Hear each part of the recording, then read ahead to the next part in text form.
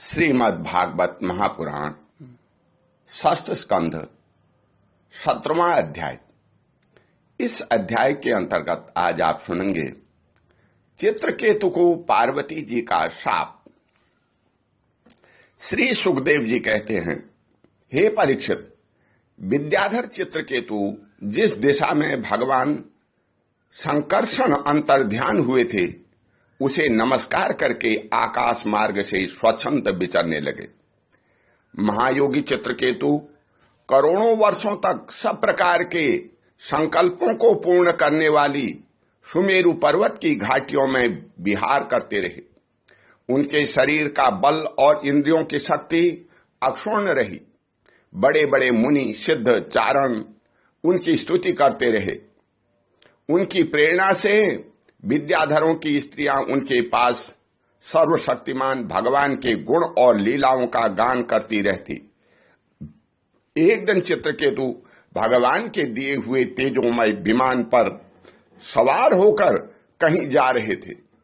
इसी समय उन्होंने देखा कि भगवान शंकर बड़े बड़े मुनियों की सभा में सिद्ध चारणों के बीच बैठे हुए हैं और साथ ही भगवती पार्वती को अपनी गोद में बैठा करके एक हाथ से उन्हें आलिंगन किए हुए हैं।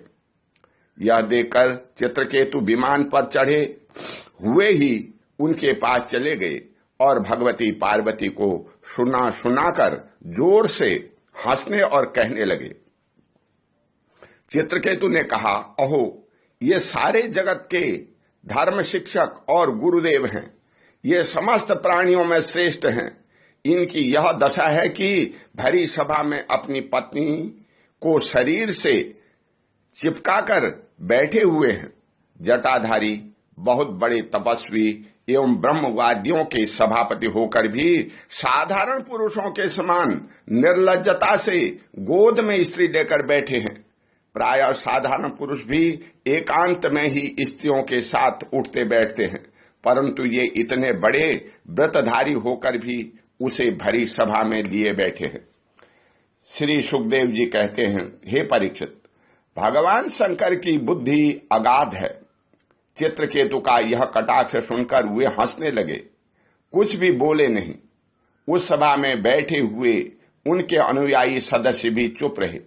चित्रकेतु को भगवान शंकर का प्रभाव नहीं मालूम था, इसी से वे उनके लिए बहुत कुछ बुरा भला बक रहे थे। उन्हें इस बात का घमंड हो गया था कि मैं जितेंद्रिय हूं। पार्वती जी ने उनकी वह धृष्टता देखकर क्रोध से कहा। पार्वती जी बोली, अहो, हम जैसे दुष्ट और निर्लज्जों का दंड के बल पर शासन एवं तिरस्कार करने वाला प्रभु इस संसार में यही है क्या? जान पड़ता है कि ब्रह्मा जी, भृगु, नारद आदि, उनके पुत्र सनकादि, परमर्षि कपिलदेव और मनु आदि बड़े बड़े महापुरुष धर्म का रहस्य नहीं जानते। तभी तो वे धर्म मर्यादा का उल्लंघन करने वाले भगवान शिव को इस काम से नहीं रोकते। ब्रह्मा आदि समस्त महापुरुष जिनके चरण कमलों का ध्यान करते रहते हैं, उन्हीं मंगलों को मंगल बनाने वाले साक्षात जगत गुरु भगवान का और उनके अनुयायी महात्माओं का इस अधम क्षत्रिय ने तिरस्कार किया है और शासन करने की चेष्टा की है। इसलिए यह ढीठ सर्वदा दंड का पात्र है। इसे अपने बड़पन का घमंड है। यह मूर्ख भगवान हरि के उन चरण कमलों में रहने योग्य नहीं है जिनकी उपासना बड़े बड़े सत्पुरुष किया करते हैं। चित्रकेतु को संबोधन कर, अतः दुर्मते, तुम पापमय असुर योनि में जाओ। ऐसा होने से हे बेटा, तुम फिर कभी किसी महापुरुष का अपराध नहीं कर सकोगे। श्री सुखदेव जी कहते हैं, परीक्षित, जब पार्वती ने इस प्रकार चित्रकेतु को शाप दिया तब वे विमान से उतर पड़े और सिर झुकाकर उन्हें प्रसन्न करने लगे। चित्रकेतु ने कहा, हे माता पार्वती, मैं बड़ा प्रसन्नता से अपने दोनों हाथ जोड़कर आपका शाप स्वीकार करता हूं, क्योंकि देवता लोग मनुष्यों के दिए जो कुछ कह देते हैं वह उनके प्रारब्धानुसार मिलने वाले फल की पूर्व सूचना मात्र होती है। हे देवी, यह जीव अज्ञान से मोहित हो रहा है और इसी कारण इस संसार चक्र में भटकता रहता है तथा सदा सर्वदा सर्वत्र सुख और दुख भोगता रहता है।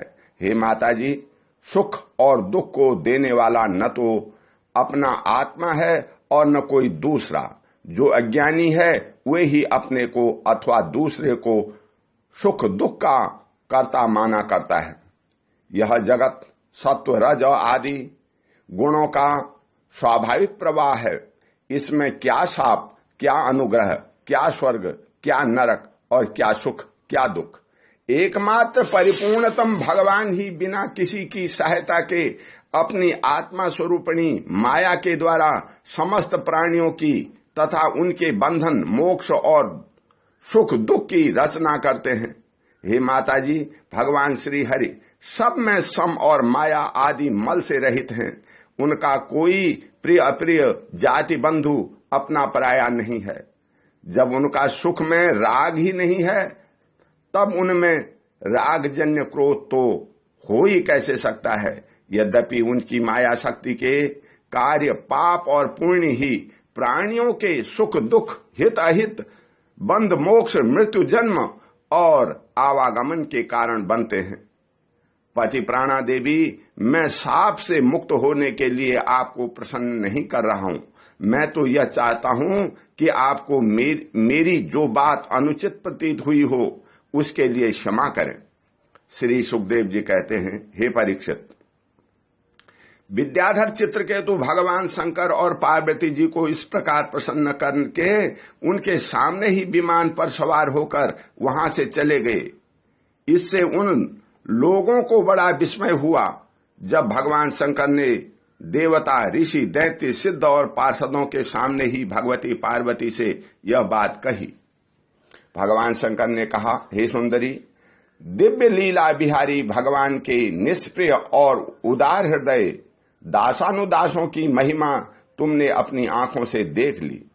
जो लोग भगवान के शरणागत होते हैं वे किसी से भी नहीं डरते, क्योंकि उन्हें स्वर्ग, मोक्ष और नरकों में भी एक ही वस्तु के केवल भगवान के ही समान भाव से दर्शन होते हैं। जीवों को भगवान की लीला से ही देह का संयोग होने के कारण सुख दुख, जन्म मरण, शाप, अनुग्रह आदि द्वंद्व प्राप्त होते हैं। जैसे स्वप्न में भेद भ्रम से सुख दुख आदि की प्रतीति होती है और जागृत अवस्था में भ्रमवश माला में ही सर्प बुद्धि हो जाती है, वैसे ही मनुष्य अज्ञानवश आत्मा में देवता, मनुष्य आदि का भेद तथा गुण दोष आदि की कल्पना कर लेता है। जिनके पास ज्ञान और वैराग्य का बल है और जो भगवान वासुदेव के चरणों में भक्तिभाव रखते हैं, उनके लिए इस जगत में ऐसी कोई भी वस्तु नहीं है जिसे वे हे या उपादेय समझ करके राग द्वेष करें। मैं ब्रह्मा जी, सनकादि, नारद, ब्रह्मा जी के पुत्र भृगु आदि मुनि और बड़े बड़े देवता कोई भी भगवान की लीला का रहस्य नहीं जान पाते। ऐसी अवस्था में जो उनके नन्हे से नन्हे अंश हैं और अपने को उनसे अलग ईश्वर मान बैठे हैं, वे उनके स्वरूप को जान ही कैसे सकते हैं। भगवान को न कोई प्रिय है और न अप्रिय, उनका न कोई अपना है और न पराया। वे सभी प्राणियों के आत्मा हैं, इसलिए सभी प्राणियों के प्रियतम हैं। हे प्रिय, यह परम भाग्यवान चित्रकेतु उन्हीं का प्रिय अनुचर शांत एवं समदर्शी है और मैं भी भगवान श्री हरि का ही प्रिय हूं। इसलिए तुम्हें भगवान के प्यारे भक्त, शांत, समदर्शी महात्मा पुरुषों के संबंध में किसी प्रकार का आश्चर्य नहीं करना चाहिए। श्री सुखदेव जी कहते हैं, हे परीक्षित, भगवान शंकर का यह भाषण सुनकर भगवती पार्वती की चित्तवृत्ति शांत हो गई और उनका विस्मय जाता रहा। भगवान के परम प्रेमी भक्त चित्रकेतु की भगवती पार्वती को बदले में शाप दे सकते थे, परंतु उन्होंने उन्हें शाप न दे करके उनका शाप सिर चढ़ा लिया। यही साधु पुरुष का लक्षण है। यही विद्याधर चित्रकेतु दानव योनि का आश्रय लेकर त्वष्टा के दक्षिणा अग्नि से पैदा हुए। वहां उनका नाम वृतासुर हुआ और वहां भी वे भगवत स्वरूप के ज्ञान एवं भक्ति से परिपूर्ण ही रहे। तुमने मुझसे पूछा था कि वृतासुर का दैत्य योनि में जन्म क्यों हुआ और उसे भगवान की ऐसी भक्ति कैसे प्राप्त हुई। उसका पूरा पूरा विवरण मैंने तुम्हें सुना दिया।